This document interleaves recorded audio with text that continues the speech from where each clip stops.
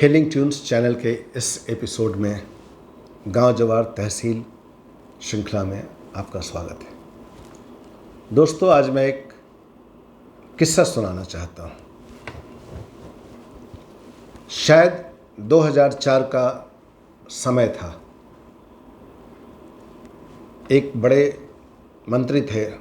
किस्सा है, सही हो गलत हो मैं नहीं जानता और मैं क्लेम भी नहीं करता कि जो मैं कहने जा रहा हूँ ये सत्य है, और इससे किसी को ठेस लगे तो मैं उसके लिए पहले ही क्षमा चाहता हूँ। तो समय था 2004 का। कोई बड़े मंत्री थे, वो कोई और मंत्रालय चाहते थे, उन्हें कोई और मंत्रालय मिल गया। दुखी थे, बढ़िया प्रभावशाली मंत्रालय चाहिए था, नहीं मिला था। उन्हें लगा कमज़ोर मंत्रालय मिला, दुखी थे। हमारे यहाँ पदाधिकारियों की बड़ी फौज है, बड़े होशियार होते हैं। जहाँ न जाए रवि वहाँ पहुँचे कवि, ये सूंघ लेते हैं कि कहाँ पर क्या है और बालू से सोना कैसे निकलता है, रेत से सोना कैसे निकलता है, ये सूंघ लेते हैं। तो शायद वैसा ही कोई पदाधिकारी था। उसने बताया कि हुजूर चिंता मत करिए,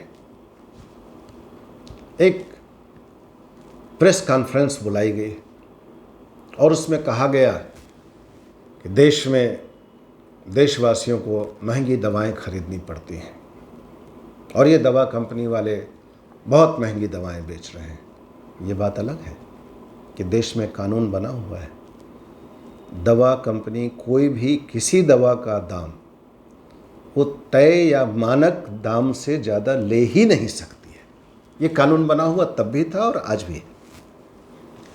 हुआ कि कंपनियों की जो दवाएं हैं ये महंगी हैं, सो जेनेरिक दवाएं अब से देश में चलेंगी। मीन्स दवा का जो केमिकल नाम है वो आप लिखेंगे, ब्रांड नहीं लिखेंगे। कब की बात है? 2004। आज मैं जब ये वीडियो बना रहा हूँ यह है 2023, 19 साल पहले ये फरमान आया। खूब हड़कंप मचा, मुझे अच्छी तरह से याद है। पता नहीं, मैंने कहीं ऐसे ही सोचा कि यार ऐसे तो बड़ा मुश्किल है, कैसे चलेगा, क्योंकि बहुत सी दवाएं ऐसी हैं जिनमें उसके अंदर में कंपोनेंट्स यदि आप देखेंगे तो करीब करीब 8-10, कुछ दवाओं में तो 70-75 कंपोनेंट्स होते हैं। ये कैसे लिखेंगे? बहुत कॉमन सी दवा है। विटामिन की कोई गोली आप ले लें, उसके अंदर में कितनी चीज़ें होती हैं। कफ सिरप ले लें, उसमें 5-6 चीज़ें होती हैं। कैसे लिखेंगे? तो मुझे लगा कि ये बड़ा अव्यवहारिक चीज़ है। फिर भी क्या होता है, कोई एक हफ्ता बीता, पता चला कि सरकार ने वो आदेश वापस ले लिया। फिर सब कुछ यथावत चल रहा था जैसा अभी कोई एक हफ्ता पहले तक चल रहा था। सभी कुछ ठीक ठाक चल रहा था।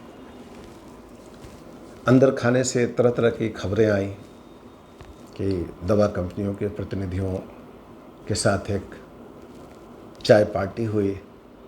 मंत्री जी के जो ऊंचे पदाधिकारी लोग थे वो उस चाय पार्टी में सब लोग साथ साथ बैठे, सौहार्दपूर्ण ढंग से बातचीत हुई, हाथ मिलाया गया और फिर सब ठीक हो गया। बाकी आप होशियार हैं। अभी कोई एक हफ्ता पहले फिर ऐसा ही फरमान आया, कोई 19 साल बाद, कि अब देश में जेनेरिक दवाएं चलेंगी, ब्रांडेड दवा नहीं चलेगी।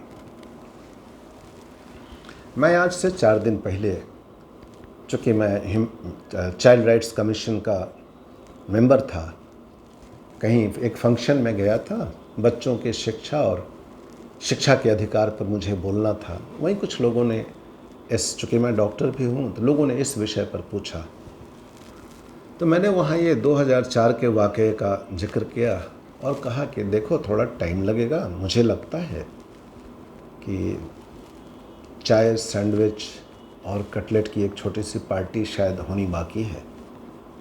ये पार्टी होगी और उसके बाद शायद वो फिर सौहार्दपूर्ण वातावरण में काम होने लगेगा। मुझे याद है 3 दिन पहले मैंने कहा था।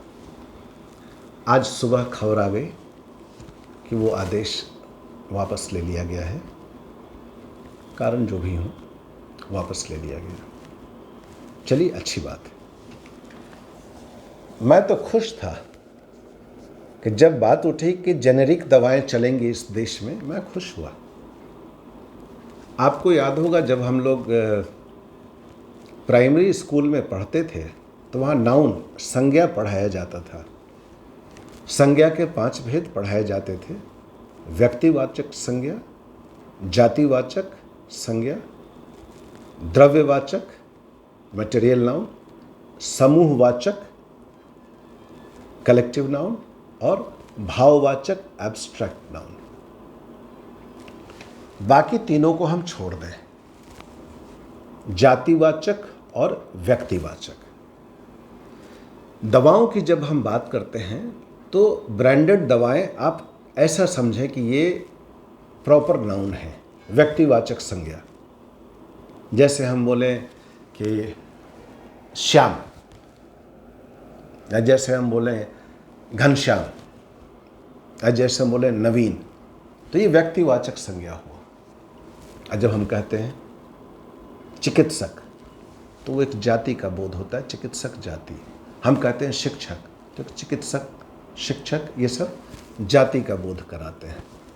तो यहाँ बात उठ गई थी कि हम ब्रांड वाली दवा को नहीं देकर जातिवाचक दवाओं का इस्तेमाल करेंगे और व्यक्तिवाचक दवाओं का इस्तेमाल नहीं करेंगे। हालांकि इसमें बहुत सी बातें थी, बहुत सी अड़चनें थी।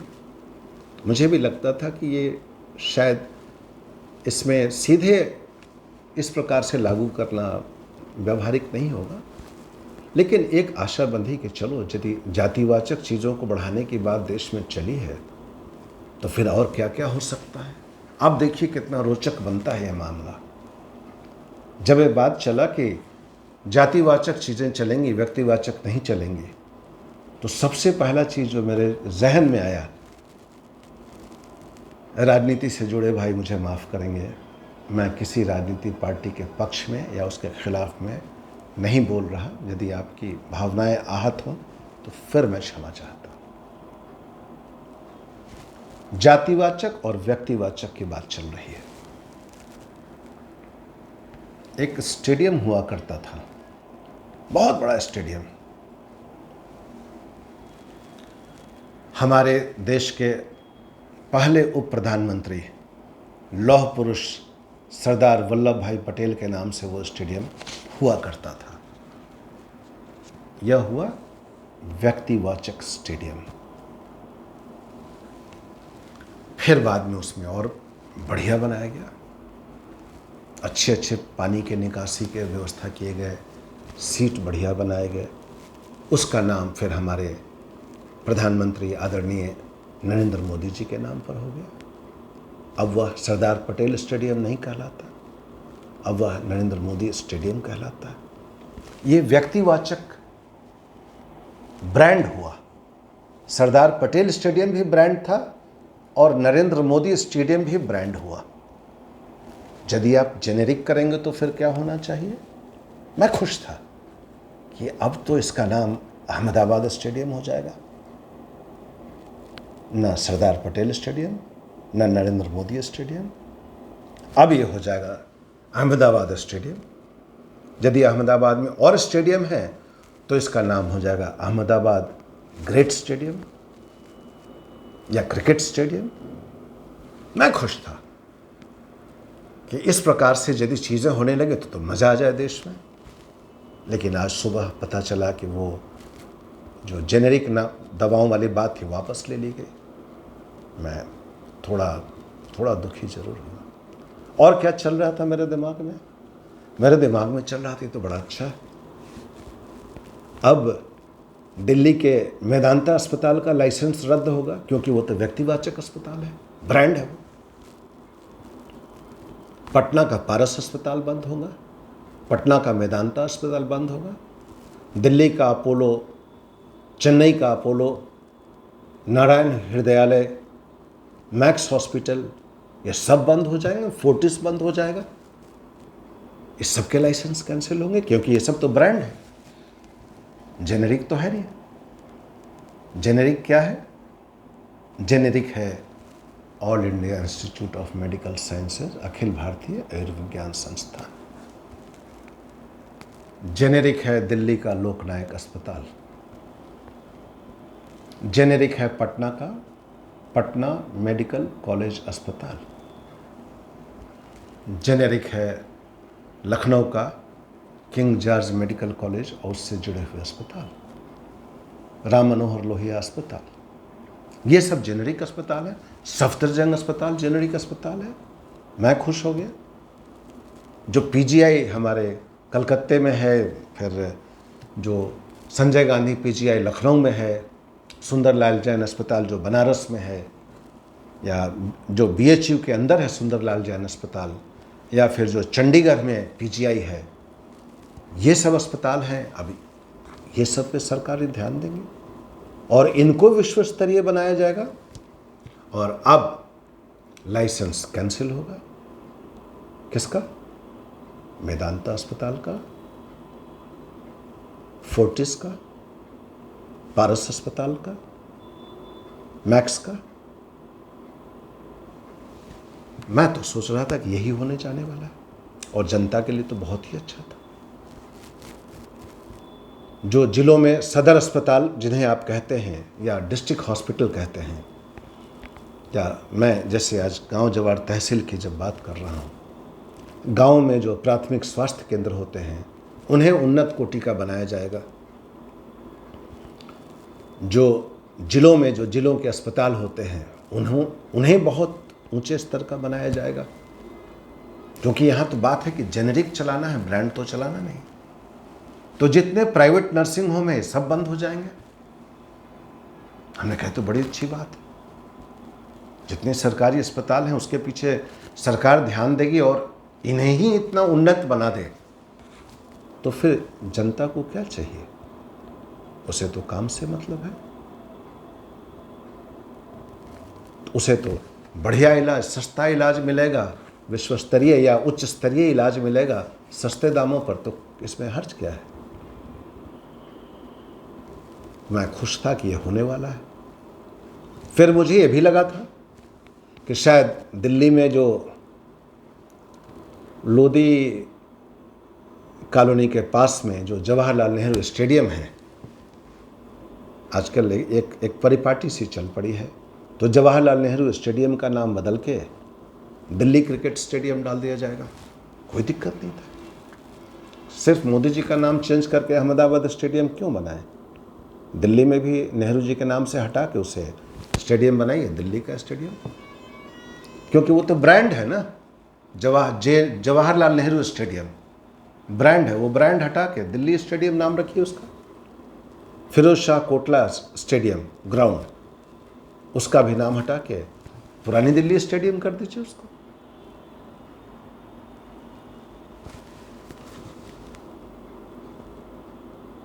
बड़ा खुश था मैं कि चलो ये तो एक नई बयार देश में बहने लग गई है। मुझे लगा कि जो गांव में जो विद्यालय हैं, तहसील में जो विद्यालय हैं, जिलों में जो विद्यालय हैं, जो राजकीय विद्यालय हैं, सरकारी स्कूल हैं और सरकारी कॉलेज हैं, ये सब, क्योंकि ये सब जेनेरिक हुए, यहाँ कोई खास नाम नहीं लगा हुआ, ये सब अब बढ़ेंगे और इन पर सरकार तवज्जो देगी और इनको आगे बढ़ाएगी। अब मेयो कॉलेज अजमेर का लाइसेंस रद्द होगा। दिल्ली में दिल्ली पब्लिक स्कूल के लाइसेंस रद्द होंगे। स्प्रिंगडेल्स स्कूल दिल्ली में उसका रद्द होगा। Doon school, Sherwood school, Welham school, इन स्कूलों के अब लाइसेंस रद्द होंगे और सरकारी स्कूलों को, क्योंकि ये तो ब्रांड है, तो ब्रांडेड चीज़ें महंगी होती हैं, कैसे चलेगा? तो वहाँ के जो सरकारी स्कूल हैं उन पर सरकार तवज्जो देगी, उस पर खर्च करेगी, क्योंकि देश को आगे ले जाना है और जनता को सहूलियत देनी है, महंगी चीज़ों से जनता को बचाना है। मैं बड़ा खुश था। लेकिन ऐसा नहीं हुआ। आज अचानक से आ गया कि ये तो अध्यादेश या जो कानून जो आया था, ये कानून ही वापस हो गया। मैं खुश था कि जो एक तरह से तुष्टीकरण कहें, कई दफ़ा तुष्टीकरण और कई दफ़ा ये अच्छी बात है कि हम अपने जो बड़े नेता या बड़े लोग जो देश में हुए उनके नाम पर कुछ बड़ा काम करते हैं। मुझे कभी ये बुरा नहीं लगा। लेकिन यदि आप जेनेरिक और ब्रांड की व्याख्या करने लगेंगे इस प्रकार से, सिर्फ चुनकर डॉक्टरों को, इसलिए कि डॉक्टर समुदाय बहुत कमज़ोर समुदाय है और इंडियन मेडिकल एसोसिएशन कोशिश तो करता है, लेकिन कहीं ना कहीं जाके इसके भी हाथ तंग हो जाते हैं। हमने देखा है कोरोना के समय में हजारों डॉक्टर बीमार पड़े, सैकड़ों डॉक्टर और स्वास्थ्यकर्मी उस कोरोना काल में अपनी जान गंवा बैठे। सरकार से किसको क्या लाभ मिला ये मैं भी जानता हूँ और आप भी जानते हैं, और आईएमए ने क्या लाभ पहुँचा पाया ये भी हमने देखा है। तो डॉक्टर समुदाय या जो चिकित्सा का क्षेत्र है, इससे डील करने वाले लोग बड़े ही कमज़ोर लोग हैं, क्योंकि पढ़ाई लिखाई में व्यस्त रहते हैं, अपने काम में व्यस्त रहते हैं। राजनीति से या इन चीज़ों से ज़्यादा इनका वास्ता नहीं पड़ता। जैसे एक छोटा सा उदाहरण मैं आपके सामने रखना चाहता हूँ। एक एक्ट है, कंज्यूमर प्रोटेक्शन एक्ट। ये लागू होता है डॉक्टरों पर कि यदि आपने किसी मरीज का उपचार सही नहीं किया तो वो जिला उपभोक्ता न्यायालय में जा सकता है और वहाँ से डॉक्टर की गलती उसमें पाई जाए तो उस पर लाखों रुपए का जुर्माना लगाया जा सकता है और लगाया भी जाता है। लेकिन ये उन डॉक्टरों पर लागू नहीं होता जो सरकारी अस्पतालों में काम करते हैं। वहाँ यदि ये हो जाए तो उन पर ये कानून नहीं लागू होता। प्राइवेट जो बेचारा अकेला बैठा हुआ है उससे गलती हो जाए या उस पर साबित हो जाए, उसे फांसी टांग दें आप। चलिए कोई बात नहीं। यहाँ मैं एक छोटी सी बात रखना चाहता हूँ। आज मैं बिल्कुल एक लाइट मूड में हूँ, लेकिन मैं चाहता हूँ कुछ गंभीर बातों को आपके सामने रखूँ। एक छोटी सी बात है। अभी कुछ दिनों पहले ये केस बड़ा न्यूज़ में था।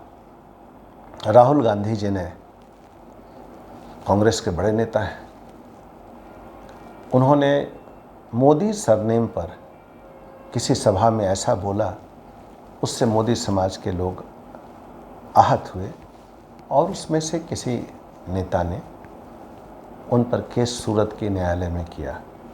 अब वहाँ राहुल गांधी जी को 2 साल की शायद सज़ा सुनाई गई थी और उस सज़ा के आधार पर उनकी लोकसभा की सदस्यता भी गई और उन्हें तुरंत में आवास भी खाली करना पड़ा। स्वाभाविक था। फिर जहाँ तक मेरी जानकारी है, फिर यह मसला वहाँ के गुजरात के हाई कोर्ट में पहुँचा, अहमदाबाद में, गांधीनगर में। हाई कोर्ट से उनकी सज़ा शायद बहाल रह गई थी कि लोअर कोर्ट की जो सज़ा है वो सही है। और अंत में जब ये मसला सुप्रीम कोर्ट में आया तो सुप्रीम कोर्ट से आया कि नहीं, ये सज़ा हटा दी जानी चाहिए और राहुल गांधी जी की सदस्यता पुनः बरकरार हो गई।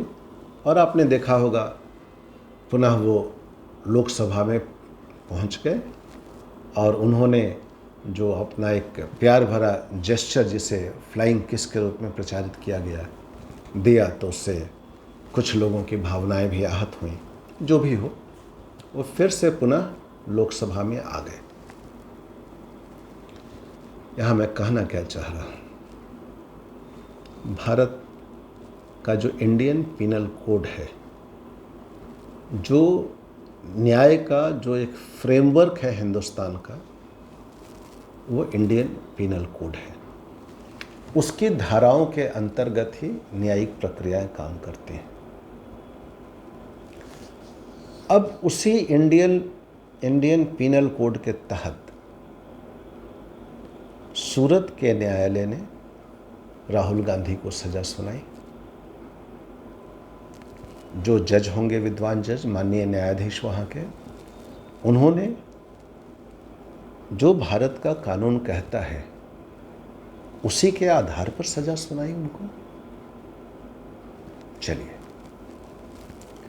फिर जब हाई कोर्ट में गए तो वहाँ के माननीय न्यायाधीश ने भी फिर उसी इंडियन पिनल कोड या भारत के जो न्याय के जो विधान हैं, उन्हीं विधान और जो साक्ष्य प्रस्तुत किए गए होंगे उन्हीं के आधार पर उन्होंने भी राहुल गांधी की सज़ा को बरकरार रखा। निश्चित है कि जब यह मसला सुप्रीम कोर्ट में पहुंचा तो सुप्रीम कोर्ट में भी इंडियन पिनल कोड तो वही था, न्यायिक विधान भी तो वही था, और वहाँ जो हमारे न्यायमूर्ति हैं, माननीय न्यायाधीश, उन्होंने उन्हीं न्यायिक प्रावधानों के अंदर पाया कि नहीं, यह सज़ा मुनासिब नहीं है और राहुल गांधी को राहत दे दी गई। क्या है, 3 न्यायालय हमने देखे, एक जिला के स्तर का न्यायालय देखा, एक राज्य के स्तर का देखा और एक देश के स्तर का देखा।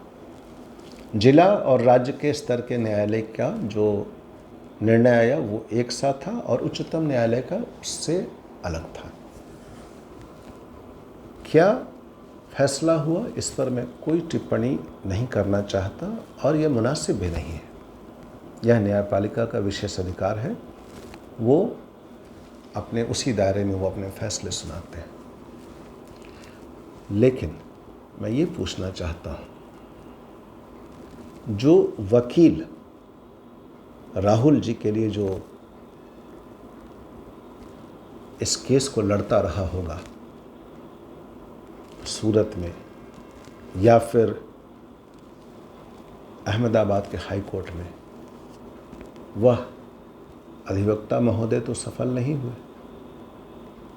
और जो वकील दिल्ली में सुप्रीम कोर्ट में उनकी तरफ से अपीयर हुए वो सफल हो गए। तो ऐसा कैसे हुआ कि हाई कोर्ट में जो वकील थे वो, या जो सूरत के कोर्ट में जो वकील थे वो, ये दोनों नहीं सफल हुए?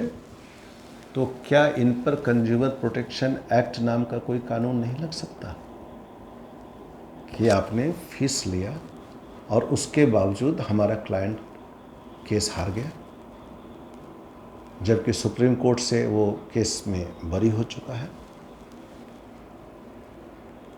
तो ये मैल प्रैक्टिस तो मैं नहीं कह सकता, लेकिन आप सोच कर देखें, सिर्फ डॉक्टरों को ही चुनकर इस चीज़ के लिए क्यों चुना गया कि मैल प्रैक्टिस का कानून बनाकर कोई डॉक्टर अपने जानिब, अपनी शक्ति भर, अपनी जानकारी भर किसी मरीज का बुरा नहीं करना चाहता, लेकिन ये डॉक्टर समुदाय कमज़ोर है, ये अपना पक्ष नहीं रख पाया, तो आपने कोपरा जिसे कहते हैं कंज्यूमर प्रोटेक्शन एक्ट, वो लगा कर इन्हें बांध दिया। लेकिन अधिवक्ताओं का संघ मजबूत है, उन्हें आप नहीं बांध सकते। क्या कभी सुना है कि किसी जिले में दंगा हो जाए, किसी जिले में डकैती की घटना हो जाए, लगातार हत्याएं हो जाएं, अपराध बढ़ा हो, तो वैसी परिस्थिति में वहाँ के एसपी को फाइन किया गया हो? वो किसी कानून से नहीं बंधे हैं, उनके लिए कंज्यूमर प्रोटेक्शन नहीं लगता है, जिलाधीश पे कंज्यूमर प्रोटेक्शन नहीं लगता है। हमारी संस्थाएं जो गोपनीय सूचनाएं जो देती हैं, जिनका काम है सर्विलेंस करना, सीमाओं पर सर्विलेंस, आंतरिक सर्विलेंस, जो आतंकवादी घटनाएं होती हैं, तो क्या वहाँ कभी फाइन उनको किया जाता है? जिनका काम था वो सूचना इकट्ठा करना कि आतंकवादी या जो समाज विरोधी शक्तियाँ कहाँ से घुस रही हैं और कहाँ काम कर रही हैं, घटना होने के पहले उनकी सूचना देना जिन संस्थाओं की जवाबदेही है, क्या उन पर कोई फाइन लगाया जाता है या उनको कोई दंड दिया जाता है? मेरी जानकारी में तो नहीं है। तो वैसे ही कहाँ हम शुरू हुए थे, जेनेरिक और ब्रांड, कॉमन नाउन और प्रॉपर नाउन पर हम शुरू हुए थे और कहाँ पहुँच गए। कहना सिर्फ ये चाहता हूँ, आज निगरानी की सारी संस्थाएं, ये हमारा भी दोष है, हम हर चीज़ के लिए जो उसका निराकरण होता है वो हम सरकार से ढूंढते हैं। एक नागरिक के रूप में हम आगे बढ़ के अपना रोल प्ले नहीं करना चाहते।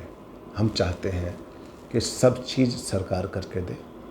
देश बढ़िया करना है तो प्रधानमंत्री जी करें, राज्य बढ़िया करना है तो मुख्यमंत्री जी करें, जिला अच्छा चलना चाहिए तो जिलाधिकारी करें, न्यायिक व्यवस्था दुरुस्त करनी हो तो सुप्रीम कोर्ट के जो चीफ जस्टिस महोदय हैं वो करें। हम अपने पास और अपने आसपास का माहौल कैसे सौहार्दपूर्ण बना के रखें, समाज विरोधी ताकतों पर, समाज विरोधी परिस्थितियां जो बन रही हैं उस पर खुद निगाह रखें और प्रशासन का या जो व्यवस्था है उसमें अपना हाथ बटाएं और हम कानून को मदद करें अपनी ओर से, ये हम नहीं करना चाहते। हम हर चीज़ चाहते हैं पका पकाया हुआ हमारे सामने आना चाहिए और उसका लाभ हम उठाएं। दोस्तों, आज इतना ही। हमने आनंद लिया जेनेरिक और ब्रांडेड दवाओं के बहाने देश में चल रही व्यवस्था का, और आशा है आपको ये वीडियो पसंद आया होगा। यदि आपको अच्छा लगा तो इसे लाइक करें, शेयर करें और सब्सक्राइब करें हीलिंग ट्यून्स चैनल को, बेल आइकॉन दबा दें ताकि आगे भी वीडियो हम बनाएं तो वो आप तक पहुंचे। इस वीडियो में कुछ भी ऐसा कहने का मेरा उद्देश्य नहीं था जहां किसी राजनीतिक या किसी दलीय भावना को ठेस पहुंचती हो। इसमें मैंने कहीं भी मेरा ये हल्का सा भी इशारा नहीं था जहां न्यायपालिका की कोई अवमानना हो। यदि कहीं से ऐसा लगा हो तो मैं क्षमा प्रार्थी हूँ। धन्यवाद दोस्तों, अपना ध्यान रखें। जय हिंद।